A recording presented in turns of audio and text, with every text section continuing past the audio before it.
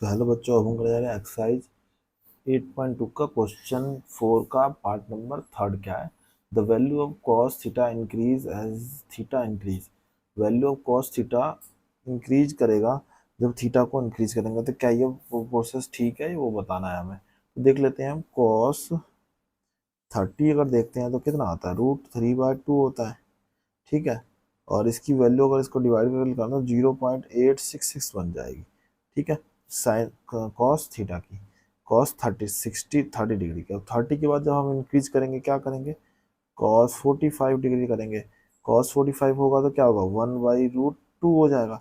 इसको सोल्व कर 0.707 बन जाता है। ठीक है, इसके बाद बढ़ते हैं कॉस 60 डिग्री पे। कॉस 60 क्या होता है, 1/2। इसका क्या होगा, 0.5 हो जाएगा।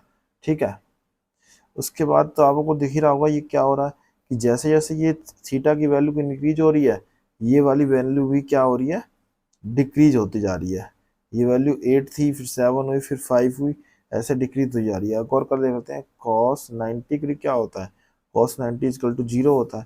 तो ये देख रहे हैं 0 पहुंच गया, तो ये डिक्रीज इंक्रीज की जगह क्या हो जाएगा, डिक्रीज होना चाहिए था। तो ये स्टेटमेंट क्या होगी, फॉल्स होगी। तो क्या लिख देंगे, फॉल्स लिख देंगे। ठीक है, तो ये हमारी क्या आ जाएगी, फॉल्स आ जाएगी। ठीक है, इसके बाद हमारा क्या है, क्वेश्चन नंबर 4 का चौथा पॉइंट क्या है, sine theta is equal to cos theta for all the value of theta. ये थीटा की वैल्यू कुछ भी रख दे, 30 रख दें, 45 रख दें, तो क्या होगा, ये जो हमारी वैल्यू आ रही है थीटा, साइन थीटा और कॉस थीटा क्या होंगे, इक्वल टू होंगे। तो सबसे पहले थीटा को क्या रख देते हैं, थीटा को हम देख लेते हैं, थीटा को हम 45 रख देते हैं। ठीक है, तो क्या होगा, sine 45 degree is equal to cos 45 degree. तो इसकी वैल्यू होती है क्या, 1/√2 इज इक्वल टू 1/√2। एक केस में तो बराबर आ गया। अब देख लेते हैं दूसरा केस, क्या कर लेते हैं, थीटा की वैल्यू क्या रख देते हैं, 30 रख देते हैं। Theta is equal to 30 degree. ठीक है, तो क्या हो जाएगा, sine 30 degree is equal to cos 30 degree. ठीक है, साइन 30 की वैल्यू क्या होती है, 1/2 इजिकल टू कॉस 30 क्या होती है, √3/2। तो यहाँ पे तो ये डिफरेंट आ गया, नॉट इक्वल टू आ गया। तो ये क्या होगी, इक्वेशन क्या होगी, फॉल्स होगी। ठीक है, तो यहाँ पे आ जाएगा क्या, FAL ऐसी फॉल्स। ठीक है, चलते हैं हम अगले पार्ट में। इसका अगला पार्ट क्या होगा, 5th पार्ट होगा।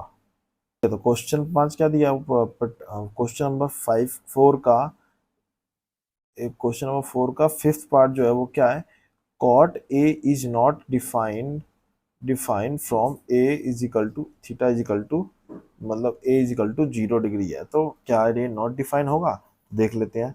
Cot A is equal to क्या होता है, cot A is equal to हमारी वैल्यू क्या होती है, कॉस A अपॉन में sine A is equal to, cot 0 रख देते हैं तो क्या होगा, कॉस 0 डिग्री और साइन 0 डिग्री।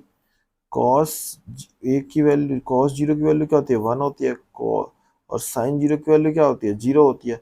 और जब इसको हम डिवाइड करेंगे तो क्या आएगा, अनडिफिनिट आएगा। तो ये क्या है, ट्रू स्टेटमेंट है, ट्रू स्टेटमेंट। तो 5th पार्ट क्या हो जाएगा, ट्रू हो जाएगा। आई होप आपको समझ आ गया होगा। कोई भी समस्या हो तो कमेंट कर सकते हैं। चैनल पर नए हो तो लाइक कर देना, और वीडियो को हमारे लाइक कर देना, और चैनल को हमारे सब्सक्राइब कर देना।